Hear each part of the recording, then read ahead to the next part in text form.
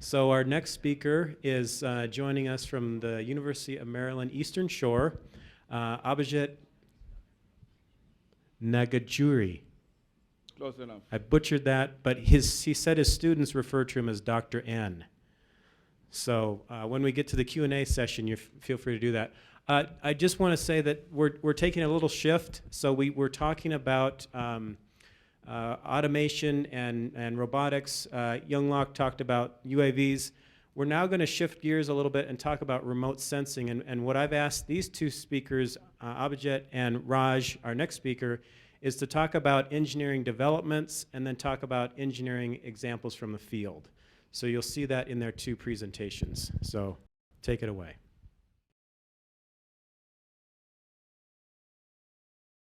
Yeah, like Steve said, thank you, Steve, for the invite. And like I said, like my first name and last name are both a bit of tongue twisters.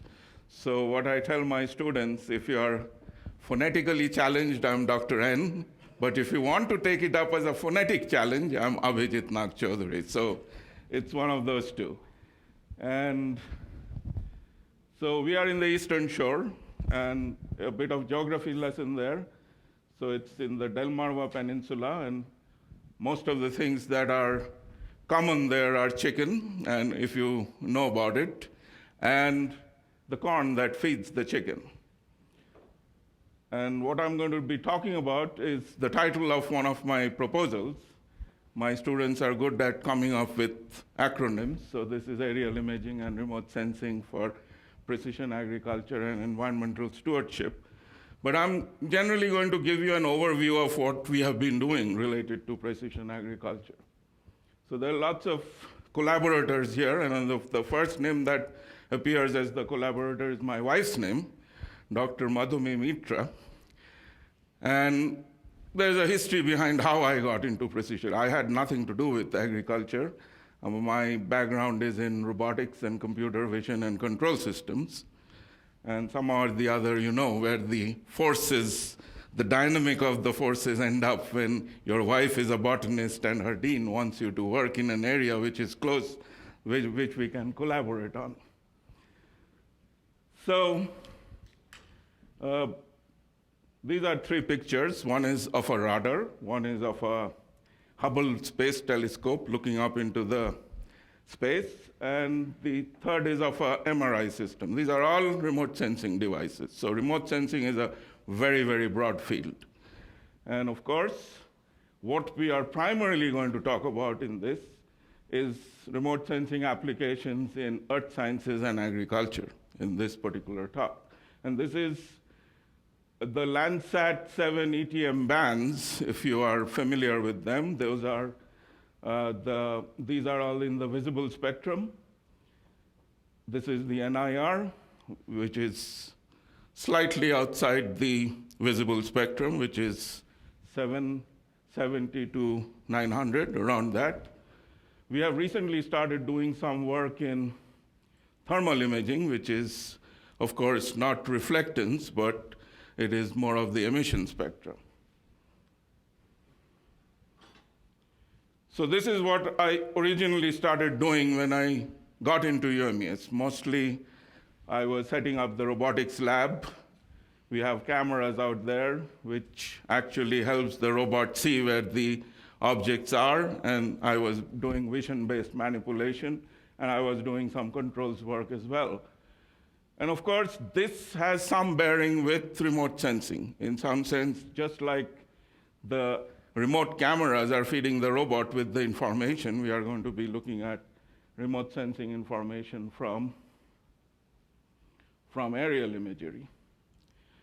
Around the same time that I joined, there was a NASA guy who wanted to collaborate with me. I said, fine, let's collaborate. And he said, let's put together a blimp, and we'll fly this blimp with different sensors, imaging sensors. And that was my first attempt at doing something with remote sensing. So we put together this gondola. The students designed all this. So we actually had a 21-foot blimp which had a 20-pound lift, 16-pound lift. And we used a gondola which had to be just 7 pounds, and we carried all the transmitters, cameras, everything else on that camera. We flew in the NASA Wallops Island inside the enclosure up to 2,500 feet. This is actually a picture from the Blimp, from that camera system. Of course, this is when my wife actually became also a faculty at University of Maryland Eastern Shore. She finished her PhD at North Carolina State, and they quickly hired her. And as soon as they hired her, her dean calls me one day. I hear both of you are working on SAVs. But it so happens her SAV was submerged aquatic vegetation. My SAV was surface autonomous vehicles, which was basically boats, autonomous boats. But she said, SAVs, so you guys got to collaborate. So once she learned that this was 2 different kinds of SAVs, she said, doesn't matter, you guys find a way to collaborate. So this is when we started thinking about precision agriculture.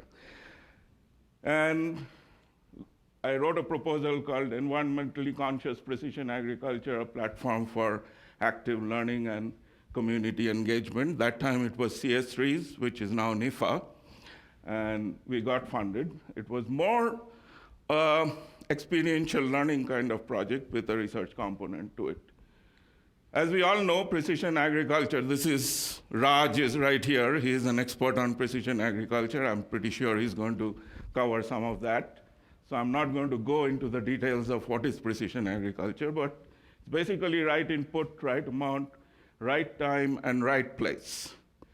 And of course, remote sensing plays a big part in doing some of that work. Not all the parts, but some of that.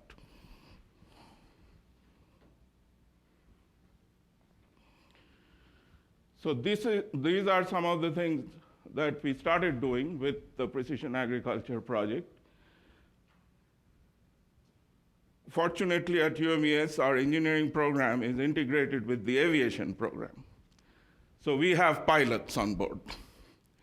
So one of the things that we started doing was we took the Cessna 172 airplane, made a hole in the belly of the Cessna 172 airplane, and mounted a camera system, which is called the Terrahawk camera system, which is a color infrared digital camera. And we'll talk about a little bit about color infrared.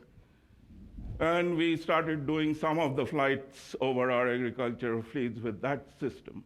We've also, for student learning purposes, we have flown model airplanes with camera systems on them. And after FAA slapped us with all those rules that Ken was talking about, we had to sort of stop doing some of these UAV-related work before we got the FAA approval, which came in 2014. And so we had to stop doing all that. And we were actually flying kites over with a suspended camera system to take aerial images.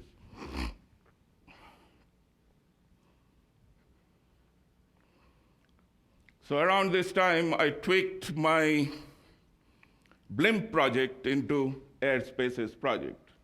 And the 2 acronyms over there, this is funded by Maryland Space Grant Consortium, are aerial imaging and remote sensing for precision agriculture and environmental stewardship, where we fly all these UAV kind of things and take imagery and also fly the manned airplane. And the second one is air-propelled instrumented robotic sensory platforms for acidic coastline environmental studies. So students design and build these boats which go out into the bay areas and take sensor info, water quality data, which has also a lot to do with the runoffs from the agriculture.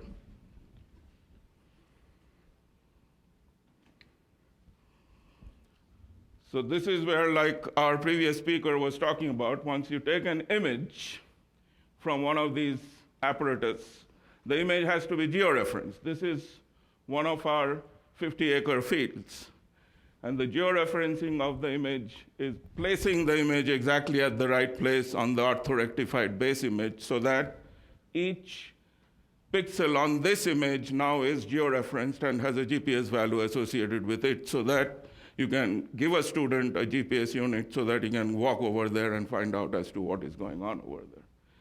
This is one of our earlier efforts from something like this, where we actually took images from there, took the video, took snapshots from the video, then mosaicked the entire field from there to get the overall picture for the 50-acre field. Initial applications were simple. Around this time, we had also instrumented our harvester combine with a GPS unit and a sensor, which would sense the amount of yield that was coming out from each location of the field. So this is like a harvest map. This is another harvest map over which we have some discrepancy from the aerial image and the actual results that we are seeing here.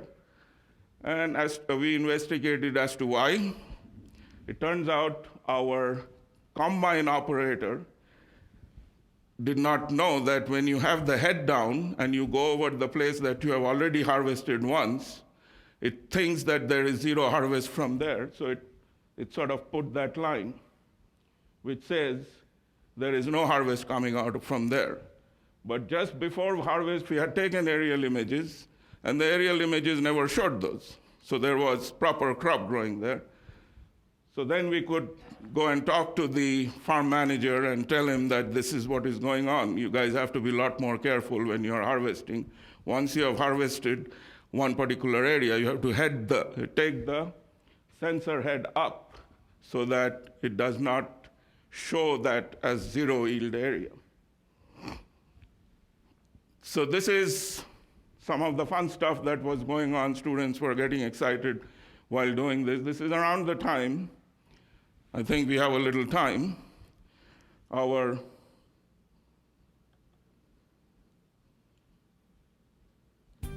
Maryland governor visited UMES, and one of my graduate students got so excited he made this video after the visit. So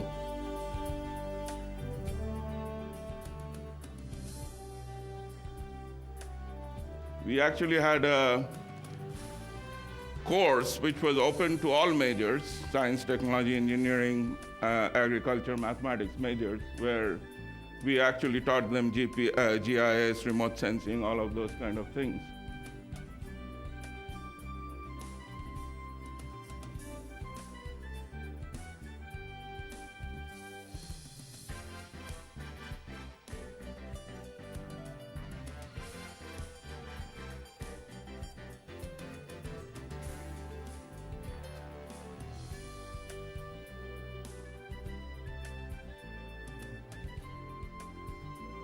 This is the guy who made the video.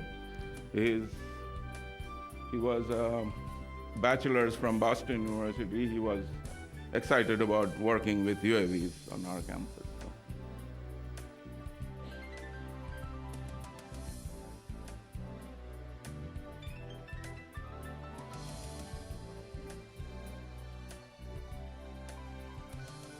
This is around 2007 when Martin O'Malley was still the governor, so.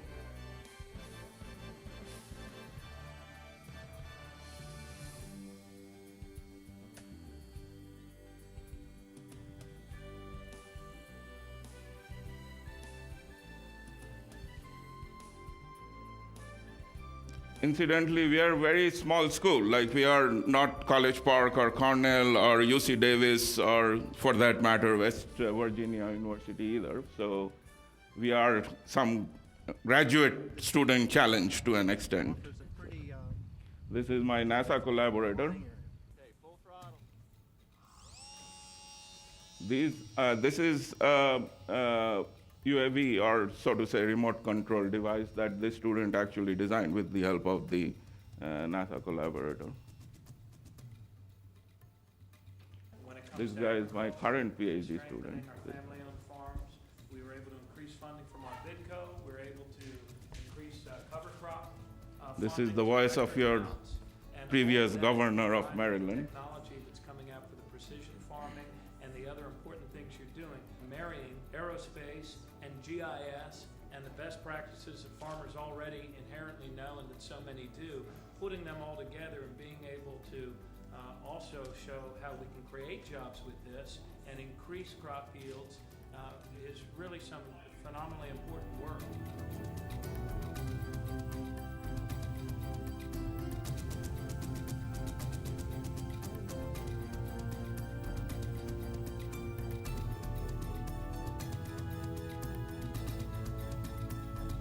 This is my USDA collaborator, actually, from BARC. So all said and done, that's where FAA slapped us with all the rules, and we had to stop doing some of the remote sensing work. But this is another side story that I always keep telling at the places that I talk, that, of course, our chancellor has now initiated what is called the Sustainability Initiative on campus. So we have to consider these people, planet, profit intersection where the sustainable efforts are undertaken, people being the social, planet, the environmental, and profit, the economical drivers of this. And wherever it intersects, that's where most of the sustainable efforts of the future should be. So our efforts are also getting tweaked around that, and we have actually now taken all the used cooking oil on campus dining services and converted it into biodiesel, and we are running all the farm equipment, or trying to run all the farm equipment with the biodiesel that we are generating. And some of the challenges that the National Academy of Engineering has outlined, one of them has to do with nitrogen use efficiency. So we are going to talk a little bit about that. But it so happens when I went to an engineering conference, did a presentation, and somebody in the audience happened to be from the defense, when I used the term that precision agriculture is the modern metaphor for turning swords into plowshare, which is, some of you may have heard it as a biblical phrase. This gentleman walked up to me and said, but we need the swords to protect the plowshare.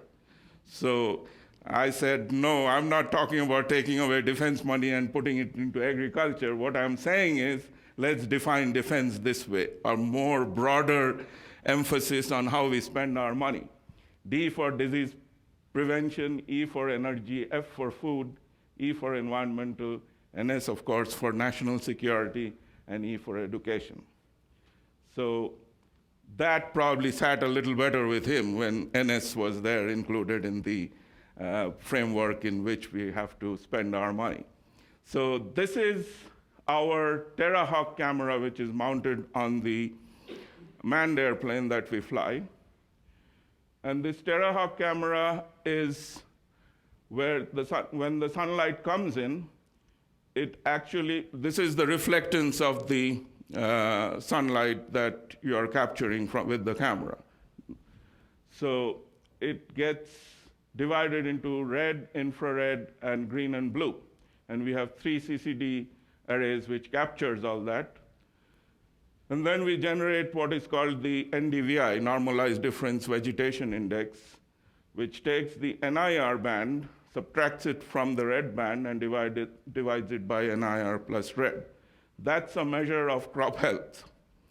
So once you take these images, this is, of course, a mosaic image of our Bosman field taken with this camera system flown by the Cessna 172 airplane. And we can detect the crop health. Like, I'm not going into the details of how we establish which areas are good, which areas are bad, but that's from these NIR measures, you will be able to tell which areas of the crop are doing well, which areas of the crop are not really doing so well, and take protective measures about it. This is one of our earlier experiments where we were testing the multispectral camera system, and we laid out a field with 0 to 200 levels of nitrogen. And as you can see with the RGB imagery, it was pretty clear. The 200s were really dark green bands. The 0 is very light band, and so on. And these are captured in the NDVI imagery as well. And when we measured it with SPAD meters, there was strong correlation with the aerial imagery as well as the NDVI imagery of the field. This is a smaller camera, which is a lot more lightweight, but it is still a CIR camera. CIR camera in the sense that we have the NIR band as well as the red band as well as the green band. So NIR band is where most of the information of the crop health is. These are lighter, so we can fly them on kites as well as UAVs. And the range of the wavelengths of light it captures is from 520 to 920 nanometers.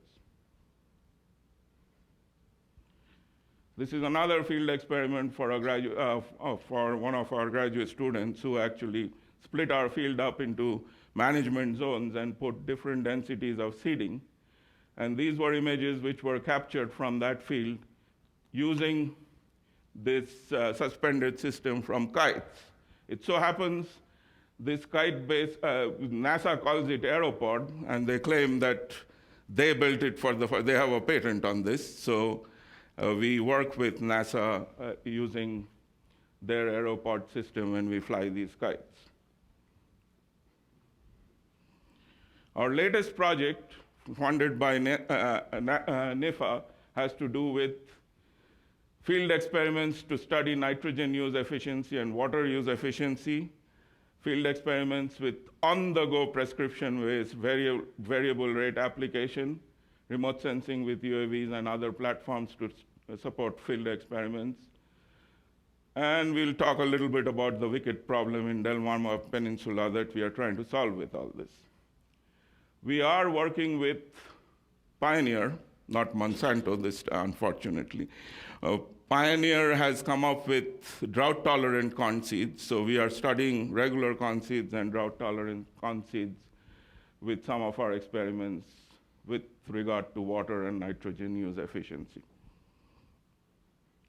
So we'll briefly talk about some of the remote sensing aspects of it. This is a field experiment on a 2-acre field that we set up where we have different levels of nitrogen here, but this area is irrigated, this area is not irrigated.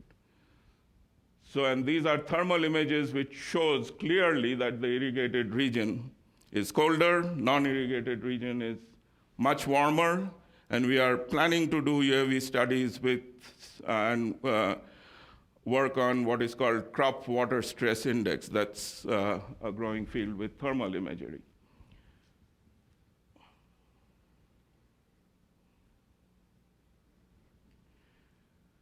So recently, like after this 2012, when this got funded, we did soil testing of all our fields. And it turns out the phosphorus levels on the soil was very high. Of course, the nitrogen levels, we are going to try to work with variable rate application of nitrogen through remote sensing. But the phosphorus levels are high because of the poultry litter. And because in the past they were using poultry litter to do the fertilization. And if you live in the Eastern Shore, you will realize this is a big deal because the environmental community has actually gotten work done with extension, UMD extension, and they have come up with a phosphorus management tool.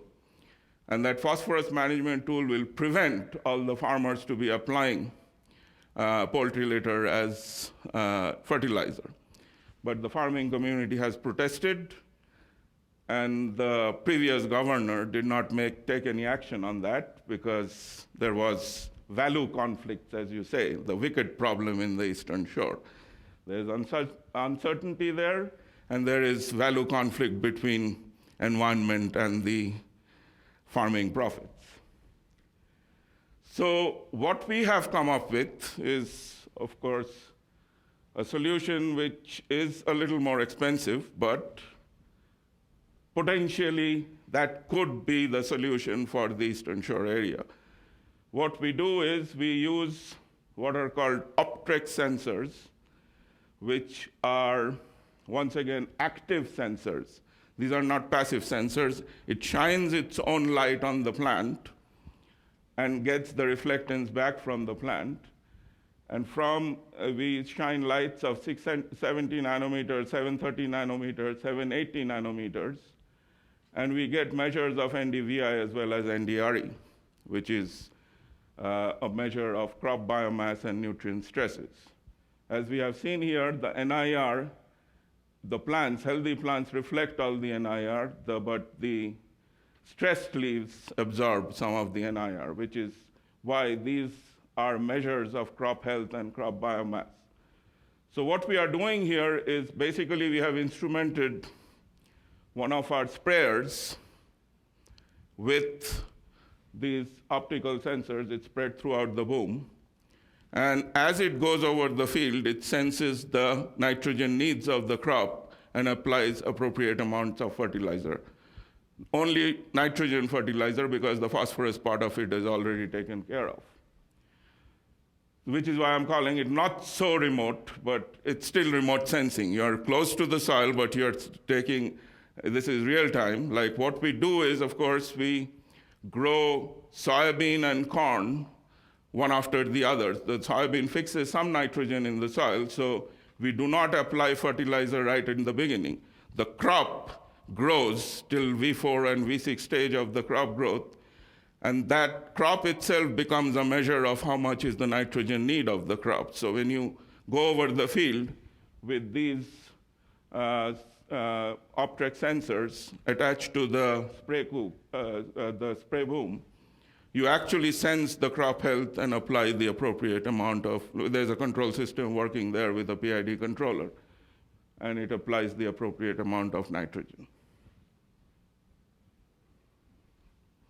So this is an actual field application of there. This is the sensor information. This is the fertilizer, amount of fertilizer that was applied.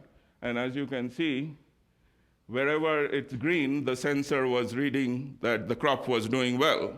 And of course, since the crop is already doing well, there's no need to apply fertilizer there. So these are some of the real field applications of this particular spray coop system. So we have also set up a field experiment which has 6 levels of, this is a factorial design experiment with 6 levels of nitrogen, 2 types of seeds, which are, one is called Aquamax, which is the drought-tolerant seed, and the non-drought-tolerant seed.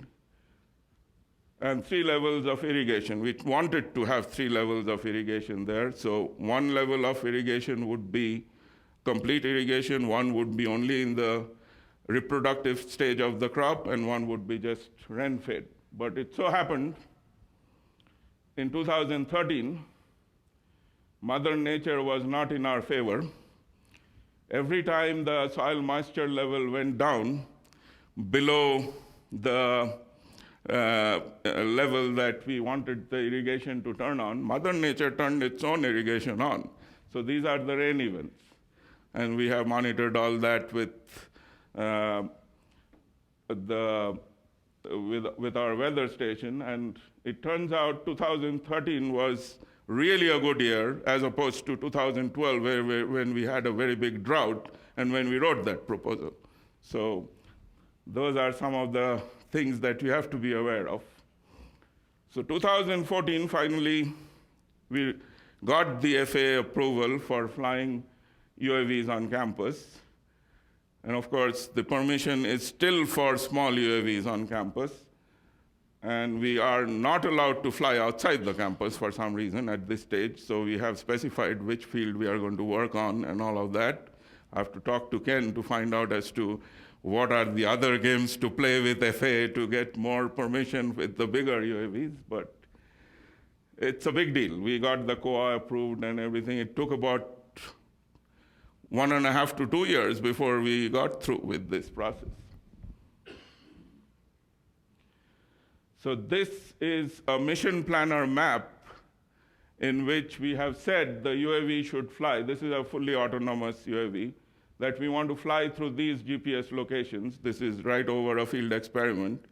And we will capture images with the tetracam, which is the color infrared digital camera, at these locations so that it covers the entire field.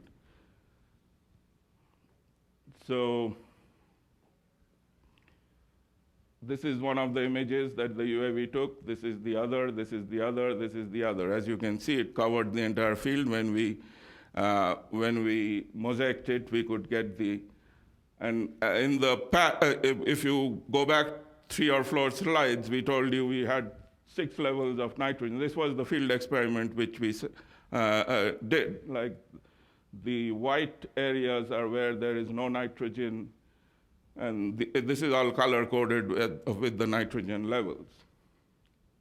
When we process the image with the NDVI, this is color-processed NDVI imagery. As you can see, this is clearly showing up as to what is going on. So 0 is, of course, where the NDVI values are very low. 0.34, 0.68 are where the NDVI values are very high, but it corresponds very well with the way the experiment was set up. And this is how we are going to be taking aerial imagery to create prescription maps to apply fertilization in the future. So these are some of the things that are going on at UMES at this stage. There's the new work that we are doing has to do with crop water stress index with a thermal camera flying on the UAV, which we are not going to talk about here. NIFA USDA capacity building grants helped us with most of our efforts here. And of course, the NASA guys, who are like very close to our campus, 40 miles, NASA Wallops Flight Facility, they actually do come to our campus every 2 weeks to work with our students. And of course, our students and the farm personnel helped with all of the work that we have done. I guess the questions are for later, but this is a good picture. This is actually an NIR imagery of a Wisconsin campus. As you can see, this was AstroTurf. So the AstroTurf looks very different than the rest of the green. So you can tell why CIR imagery works. Thanks.